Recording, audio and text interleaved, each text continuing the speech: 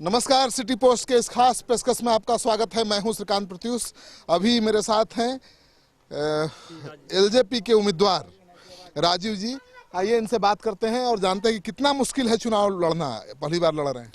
देखिए, चुनाव लड़ना मुश्किल तो होता ही है, लेकिन इस तरह का युवा अगर हमारे साथ में रहे तो कुछ नहीं है और चुनाव आप आसानी से यहाँ पे फतह कर सकते हैं। क्योंकि यहाँ पे आज़ादी के 74 साल के बाद कुछ भी काम नहीं दिख रहा है। अभी हम लोग आपके साथ में यहाँ से एक मोहल्ला चलेंगे जिसका नाम खतवारा है, दलित बस्ती है। आप जाइएगा कि स्टेट हाईवे 17 से अंदर जब आप आए होंगे तो कितना खराब रास्ता है। 15 साल यहाँ पे सौभाग्य की बात है इस क्षेत्र का कि यहाँ का जो विधायक है वो मंत्री बनता है। तो महावीर बाबू, दिवंगत महावीर बाबू यहाँ से मंत्री हुआ करते थे और पिछले बार यहाँ के भगोड़ा विधायक मदन सहनी भी मंत्री बन गए। लेकिन इस क्षेत्र का दुर्भाग्य है कि मदन सहनी 5 साल में 5 बार भी इस क्षेत्र को देखने के लिए नहीं आए। उनका ससुराल था ये क्षेत्र, फिर भी नहीं आए। और हमने जब उनका विरोध करना स्टार्ट किया तो उसके बाद वो यह क्षेत्र छोड़ करके बहादुरपुर चले गए। वहाँ भी इस बार उनका हार होगा, क्योंकि जनता समझ चुकी है कि एक बार बहादुरपुर, एक बार गोड़ा बोराम। दूसरी बात, यहाँ का जो प्रत्याशी है उसको दूर दूर तक क्षेत्र से कोई मतलब नहीं है। मैं पिछले 3 साल के अंदर में आप यहाँ के युवा कार्यकर्ता से पूछ सकते हैं, इनके सुख दुख, इनके मान सम्मान में मैं कभी पीछे नहीं हटा हूँ। चाहे कोरोना काल में क्या बोलते हैं मास्क का वितरण हो, सूखा राशन का वितरण हो, चाहे आपका बाढ़ में नाव भी देने का मैंने कीरतपुर प्रखंड में काम किया हूँ। मैंने नाव पे चढ़ करके और क्या बोलते हैं क्षेत्र में जाकर के राहत सामग्री का वितरण किया हूँ, प्लास्टिक का वितरण किया हूँ। तो यहाँ और कीरतपुर प्रखंड में जाकर के दर्जनों पंचायतों में हमने मेडिकल कैंप लगाने का काम किया, मुफ्त में दवा वितरण करने का काम किया है। तो यहाँ के लोग समझते हैं और इस बार युवा के नेतृत्व में गोड़ा बोराम विधानसभा में एक अपार बहुमत से मेरा नहीं इस युवा का विजय होगा और आने वाले जो सरकार बनेगी वो भाजपा और लोजपा की सरकार बनेगी। अभी मैं 8 किलोमीटर की दूरी 2 घंटे में तय करके आया हूँ। आप कह रहे हैं कि सड़कें खराब हैं, वाकई खराब हैं। क्या आप ठीक कर देंगे सड़क विधायक बनने के बाद? देखिए, मैं 3 महीने के अंदर में, शपथ लेने के 3 महीने के अंदर में मैं 90% जो यहाँ का समस्या है उसका समाधान करने के लिए एक कमेटी बनाऊंगा। क्योंकि जो 90% समस्या है वो सभी ग्राम का एक ही है। और यहाँ पे सबसे दुर्भाग्य की बात है कि ये क्षेत्र जो है वो कोसी एरिया में आता है। ये क्षेत्र बाढ़ से बहुत ही प्रभावित एरिया है। यहाँ पे जो है बाढ़ से मतलब ये समझिए 4-5 महीने पानी के अंदर में होता है, उसके लिए कोई निदान नहीं है। हम अगर विधायक बनते हैं तो सबसे पहले मैं बाढ़ के निदान के लिए हर संभव जो है सदन में अपनी बात को उठाऊंगा। उसके बाद यहाँ के जो सड़कों का हालत है उस सड़कों को ठीक करने के लिए हमने यथासंभव कोशिश करेंगे और जल्द से जल्द उसकी करेंगे। जो यहाँ पे नीतीश कुमार जी का जो 7 निश्चय योजना है वो कुछ नहीं है, 100% भ्रष्टाचार का। उसमें क्या होता है कि आप गड्ढा खोद दीजिए, उसमें पाइप डाल दीजिए, पाइप को निकाल दीजिए, पूरे गाँव में कीचड़ है सिर्फ। हम उसको इस तरह का रोड बनाएंगे, इस तरह का नाला का निर्माण करेंगे कि गांव में पानी नहीं लगे। मैं जनता से आग्रह करूंगा कि आप नाली पे आकर के अपना कोई सामान न रखें, उसको मतलब अनधिकृत मत करें। बीजेपी जेडीयू के नेता आपको वोट कटवा कह रहे हैं। कहाँ वोट कटवा? कौन बोला वोट कटवा? अगर वोट कटवा अगर कहते तो हमारे देश के यशस्वी प्रधानमंत्री आदरणीय नरेंद्र मोदी जी आज दरभंगा आए हुए थे।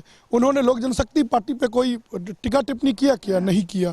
वो रामविलास पासवान जी से स्टार्ट किए और रामविलास पासवान जी पे खत्म कर दिए। वो समझते हैं कि आने वाला जो चुनाव है तो प्रधानमंत्री का आशीर्वाद चिराग को 100% आदरणीय प्रधानमंत्री जी का आशीर्वाद चिराग पासवान ही नहीं, लोक जनशक्ति पार्टी के सभी उम्मीदवारों पे है। और ये चीज यहाँ के जनता भी समझते हैं जेडीयू के प्रत्याशी परेशान है कि आप लोग पीएम का नाम लेकर के वोट बिगाड़ रहे हैं। जेडीयू का प्रत्याशी का तो हालत खराब है और यहाँ पे वीआईपी का प्रत्याशी है जो सिर्फ जातिवाद अपने आप को सन्नम मल्लाह कहता है और वो सन्नम मल्लाह टिकट बेचने का काम करता है। जो आदमी सीए और एनआरसी का विरोध करता था, पानी पी करके हमारे देश के यशस्वी प्रधानमंत्री आदरणीय नरेंद्र मोदी जी को गाली देता था, और उसके साथ में हमारे बिहार के कुछ अब कुर्सी कुमार टाइप का नेता, मैं सीधे सुशील मोदी जी के ऊपर मैं आरोप लगाना चाहता हूँ कि उन्होंने अपने कुर्सी बचाने के लिए उनके साथ में गठबंधन किया, जिसका परिणाम होगा कि 11 के 11 सीट पे और वीआईपी पार्टी का जमाना जब्त होगा। वीआईपी पार्टी मल्लाह की पार्टी अपने आप को कहती है, लेकिन जब उन्होंने 2 मल्लाह को टिकट नहीं दिया, हरीश सहनी जी को उन्होंने टिकट दिया था दरभंगा से, जो भाजपा के पूर्व में जिला अध्यक्ष थे, और उनका उन्होंने टिकट जो है काट दिया फिर केवटी से। उसके बाद उन्होंने क्या बोलते हैं, यहाँ पे विनोद सहनी जी था उनका भाई, वो पिछली बार यहाँ से लोजपा से लड़े थे, उनको भी उन्होंने टिकट नहीं दिया।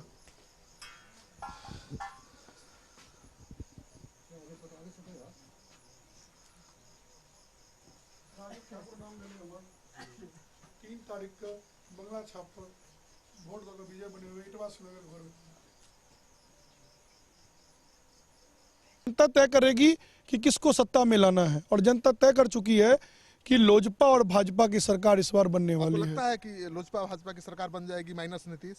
100% बनने वाली है। आपको नजर आ रहा होगा जो हमारे राष्ट्रीय अध्यक्ष चिराग पासवान जी का जो रोड शो हो रहा है, और चिराग पासवान जी का जो कार्यक्रम हो रहा है, कल भी चिराग पासवान जी का कार्यक्रम है यहाँ पे पटनिया में गोराबोड़ा विधानसभा में, उसके अपार भीड़ के बाद आपको आइडिया लग जाएगा कि गोराबोड़ा विधानसभा में क्या होने वाला है। सीटें आने जा रही है एलजेपी की?